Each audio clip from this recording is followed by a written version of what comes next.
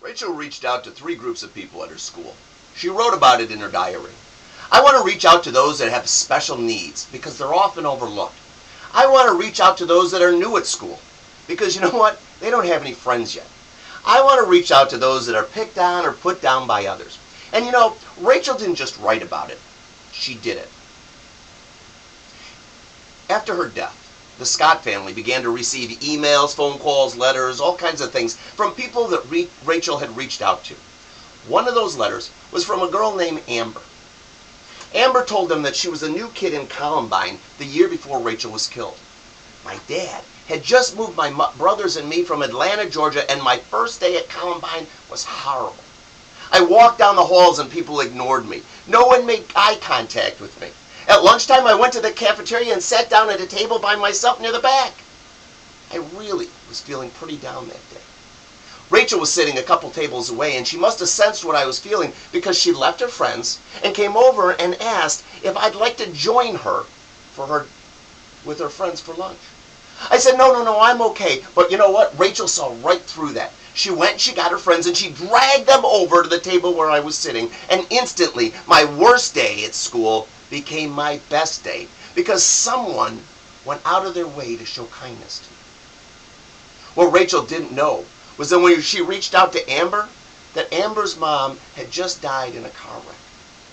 Not only was she the new kid in school, but she was grieving her mom.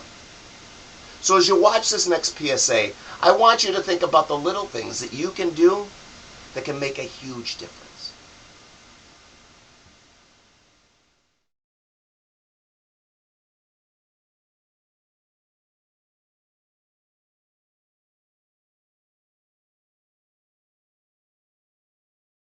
My name's Harry King. I've been a speaker and a presenter for almost a decade.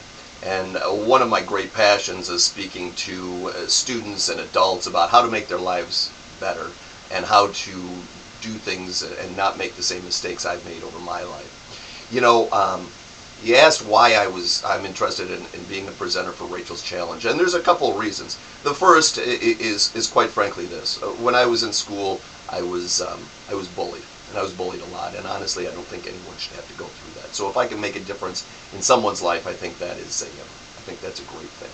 I came across Rachel's Challenge simply because for many years one of my contracts was with Monster.com's Making It Count. For about 5 years, I spoke all over the country at different schools about how to get into high school, or how to get into college, about how to make high school count, about how to make college count, about how to pay for college, a lot of different programs that I did for Monster. Many of my colleagues, when Monster's program closed down, many of my colleagues are now over at Rachel's Challenge, and they speak very highly of the organization.